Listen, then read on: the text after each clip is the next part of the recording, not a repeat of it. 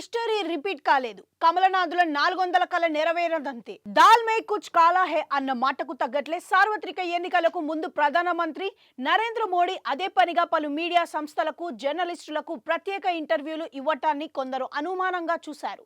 Target 400 అంటూ భారీ మాటలు చెబుతున్నా గ్రౌండ్ లో అంత సీన్ లేదన్న విషయాన్ని అర్థం చేసుకున్న కమలనాథులు ఆ విషయాన్ని గుట్టుగా దాచేసి ఫీల్ గుడ్ ఫ్యాక్టరీను విస్తరించే ప్రయత్నం చేశారన్న విషయం తాజాగా ఫలితాన్ని చూస్తే అర్థమవుతుంది.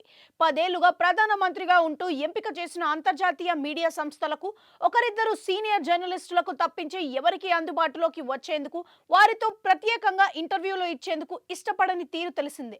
ఇందుకు భిన్నంగా పెద్ద ఎత్తున ఇంటర్వ్యూలు ఇచ్చారు. గెలుపు ధీమా తగిన నేపథ్యంలో తమ ప్రభుత్వం చేసిన పనులు, సాగించిన డెలివరీస్మెంట్లతో పాటు తమ రాజకీయ ప్రత్యర్థులు తన పాలనపై చేస్తున్న విమర్శలకు సమాధానాలు ఇచ్చేందుకు ఆయన నేరుగా రంగంలోకి దిగారు. పేరుకు 400+ సీట్ల లక్ష్యం అన్నట్లుగా మాటలు చెప్పిన వైనం చూసిన కొందరు చూసి నిజమేనని భావించడం తెలిసిందే. అయితే రొటీన్ కు భిన్నంగా పోకడం మోడీషాలలో కనిపించడం, ఆయన ఎక్కువగా సౌత్ మీద ఫోకస్ చేసినప్పుడు చూస్తే నార్త్ లో ఏదో తేడా కొడుతున్న ప్రచారం సాగింది. తాజాగా వెలువడుతున్న ఫలితాల సరళిని చూస్తే విషయం అర్థమవుతుంది. కొందరు విశ్లేషకుల అంచనా ప్రకారం ఈసారి ముక్కి ములిగి కేంద్రంలో ప్రభుత్వం ఏర్పాటు చేస్తుందని, గడిచిన 10 ఏళ్లలో తన మిత్రుల విషయంలో మోడీషాలు అనుసరించిన తీరుకు భిన్నంగా ఈసారి వారు కొత్త పాత్రలను పోషించాల్సి ఉంటుందన్న మాటలు వినిపించేవి.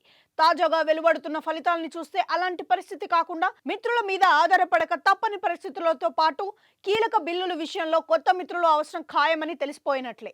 అదే టైంలో 400+ సీట్లు మార్కును సొంతం చేసుకోవటం సాధ్యం కాదని స్పష్టమైంది. మొత్తంగా చూస్తే గెలిచి ఓడిన చందంగా మారిందని చెప్పక తప్పదు. అందుకే అంటారు, నలుగురు మిత్రుల అవసరం ఎంతో ఉంటుందిగా. బలంగా ఉన్నప్పుడు స్నేహితులకు అండగా నిలిచి ఉంటే ఇవాల్టి పరిస్థితి మోడీషాలకు వచ్చేది కాదేమో.